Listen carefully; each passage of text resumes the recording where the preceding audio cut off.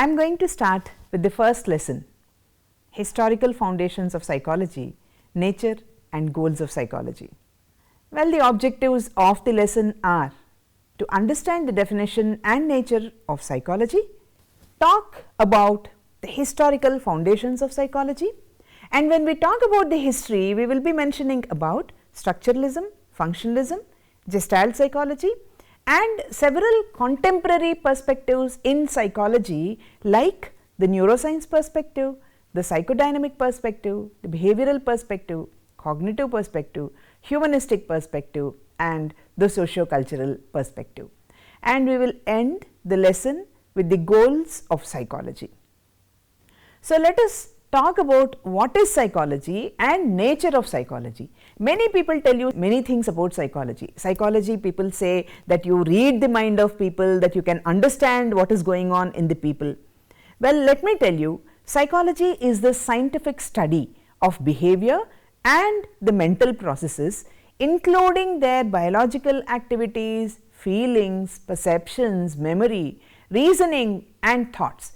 Application of psychology is vast.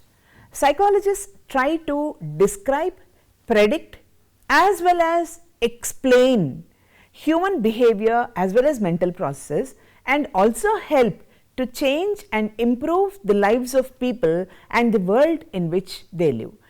Psychologists use scientific methods to find answers. The word psychology comes from the Greek words psyche, meaning life, and logos, meaning explanation. Psychologists study behavior at different levels of explanation, ranging from the lower biological levels to the higher social as well as cultural levels. And in the process, they employ scientific method, and this method allows psychologists to objectively as well as systematically understand human behavior. Psychology touches on many aspects of our lives. Some of the basic questions asked by psychologists, both historically as well as even currently till today, include those about relative roles of nature versus nurture in behavior, free will versus determinism, accuracy versus inaccuracy and conscious versus unconscious processing. Psychologists work in several areas. They work in research laboratories, hospitals and other field settings where they study the behavior of humans as well as animals.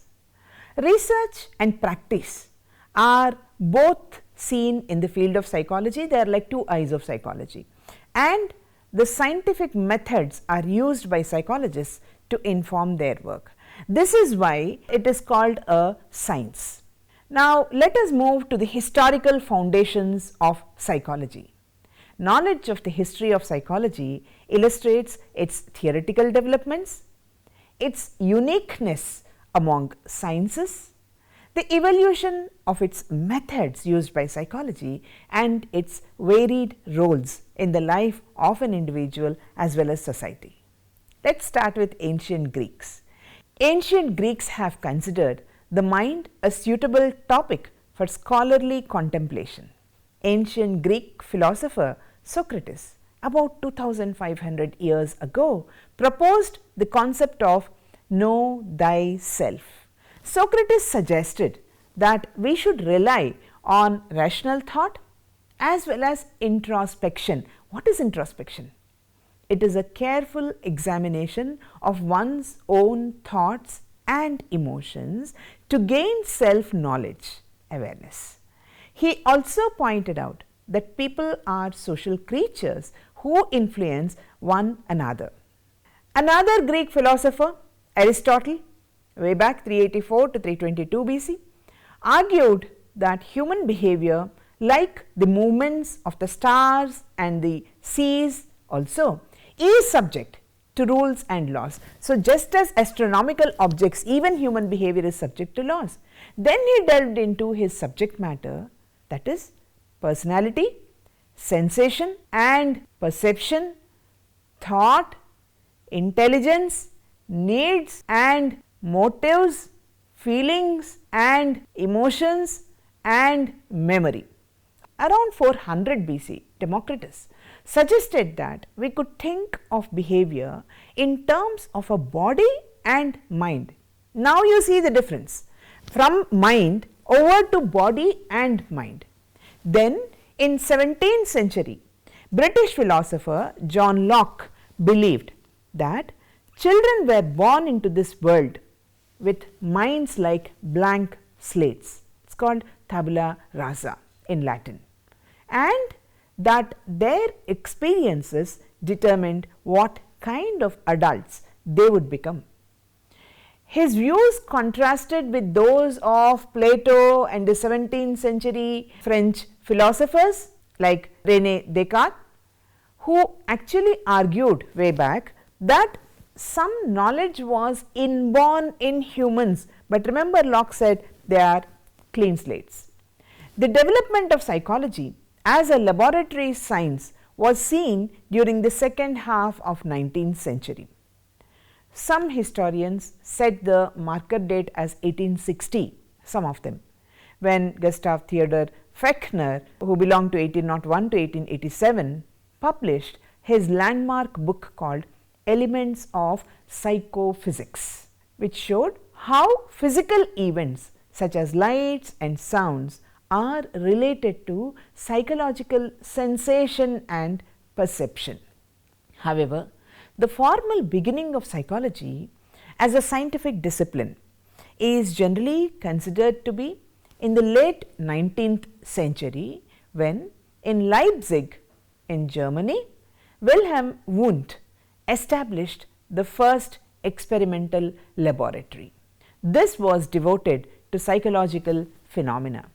At about the same time, we should also note that William James was setting up his laboratory in Cambridge, Massachusetts.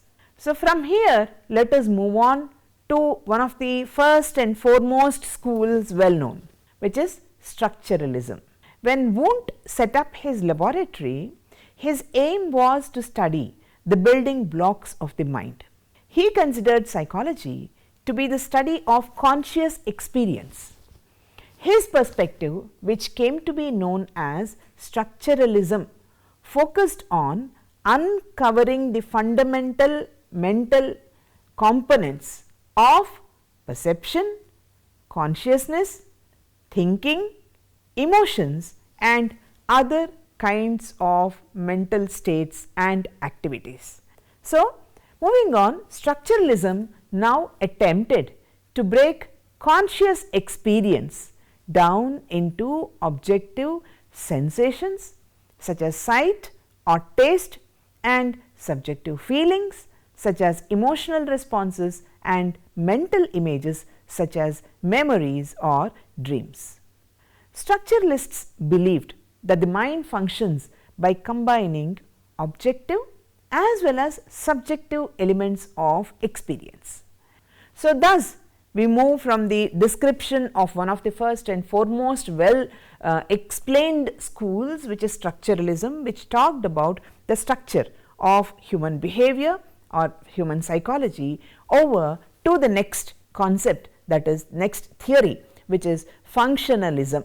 Now, in functionalism, rather than focusing on the mind's structure, functionalism concentrated on what the mind does, the function of the mind, and how behavior functions. Towards the end of the 19th century, psychologist William James, he belonged to the period 1842 to 1910, he focused on the relation between conscious experience and behavior. Under his leadership, led by him, the functionalists examined how behavior enables people to satisfy their needs and how our stream of consciousness thinking permits us to adapt to our environment. They also turned to the laboratory for direct observation as a way to supplement introspection mentioned by structuralists. Functionalists asked what role behavior plays in helping people adapt to their environment. The American educator John Dewey drew on functionalism to develop the field of school psychology, Now let us move on to another school called Gestalt psychology. So another important reaction thus to structuralism was the development of Gestalt psychology. This Gestalt psychology was notable in 1930s and three founders were very famous. One was Max Wertheimer, Kurt Koffka and Wolfgang Köhler. Gestalt psychology emphasizes how perception is organized. The German word Gestalt translates roughly to pattern or organized whole.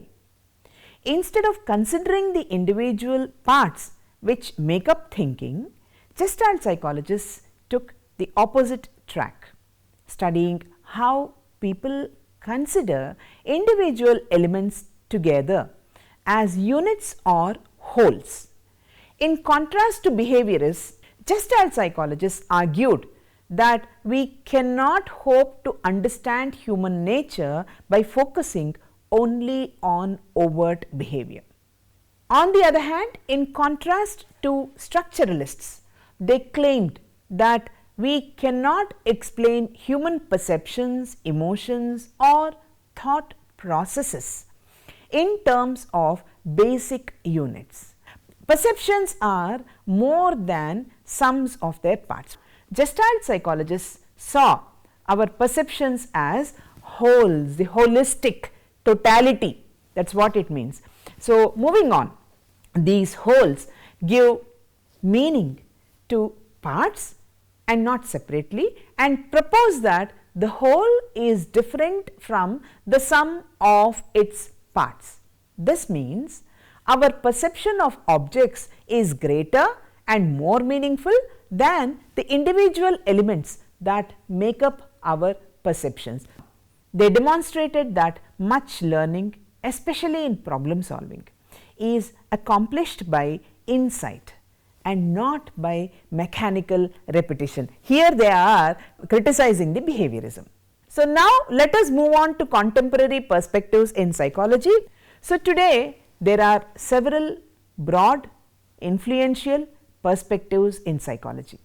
They may be biological, cognitive, humanistic, existential, psychodynamic, learning approach and socio-cultural approaches. Let us start with something which is related to the biological, the neuroscience perspective.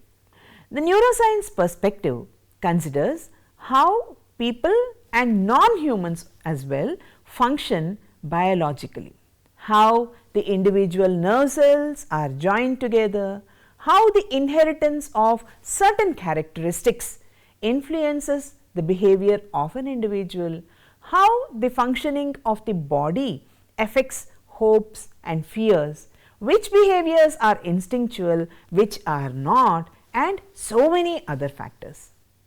Even more complex kinds of behavioral patterns, such as a baby's response to strangers, such responses are also viewed as having critical biological components by psychologists who embrace this neuroscience perspective.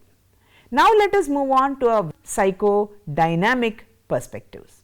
Proponents of psychodynamic perspective argue that behavior is motivated by inner forces as well as conflicts about which we have little awareness or control. The unconscious zone is emphasized. They view dreams and slips of the tongue as indications of what a person is truly feeling within a seething cauldron of this unconscious psychic activity. Let us now move on to the next most influential perspective, which is behavioral perspective. This behavioral perspective grew out of a rejection of psychology's early emphasis upon the inner workings of the mind and of course Freud's unconscious. John Broadus Watson, he belonged to the period between 1878 to 1958. He was the first major psychologist to advocate behavioral perspective and the behavioral approach. So Watson believed that if psychology was to be a natural science like physics or chemistry, then it must limit itself to the observable, measurable and something which can be replicable as well events, that is the behavior alone, to behavior alone. Hence, they have used the term behaviorism. Watson emphasized that one could gain a complete understanding of behavior by studying and modifying the environment in which people operate. An important contribution we should mention over here was made by Pavlov, whose physiology experiments with dog have paved way to a classic proposition called classical conditioning. This was the basis, in fact, and these findings encouraged influential behaviorists thus.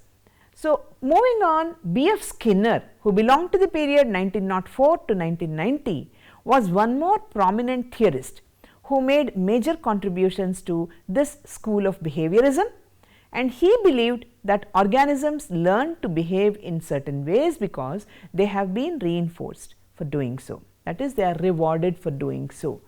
Their behavior has a positive outcome. Reinforcement means being rewarded and getting a positive outcome. He demonstrated that laboratory animals can be trained to carry out behaviors through strategic use of these reinforcers, such as food.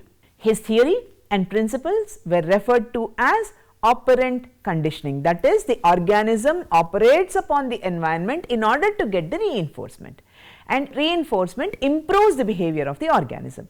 Many contemporary psychologists study the effects of experience on behavior. Learning, according to them, is the essential factor in describing, explaining, predicting and controlling behavior. Like Watson, contemporary behaviorists today emphasize environmental influences and the learning of habits through repetition and reinforcement as well. Social cognitive theorists, in contrast, suggest that people can modify and create their environments. They also grant cognition a key role. Cognition, higher order mental processes. They note that people engage in intentional learning by observing others. We now move on to this important perspective, that is cognitive perspective, evolving in part from structuralism and in part as a reaction to behaviorism, which focused so heavily on observable behavior and environment. The cognitive perspective focuses on how people think, understand and know about the world. Its emphasis is on learning how people comprehend and represent the outside world within themselves and how our ways of thinking about the world influence our behavior. Psychologists with a cognitive perspective investigate the ways we perceive and mentally represent the world, how we learn, how we remember the past, plan for the future, solve the problems, form judgments, make decisions as well as use language. So, from here let us move on to the humanistic perspective. Rejecting the view that behavior is determined largely by automatically unfolding biological forces, unconscious processes, psychoanalysis or the environment as behaviorists say, the humanistic perspective instead suggests that all individuals naturally strive to grow, develop and be in control of their lives and behavior. Humanistic psychologists maintain that each of us has the capacity to seek and reach fulfillment of our ultimate potential. According to Carl Rogers and Abraham Maslow, who were central figures in the development of the humanistic perspective, people will strive to reach their full potential when given the opportunity. The emphasis of the humanistic perspective is free will, the ability to freely make decisions about one's own behavior and life. The notion of free will stands in contrast to the determinism which sees behavior as caused or determined by things beyond a person's control, like what psychoanalysts and behaviorists say.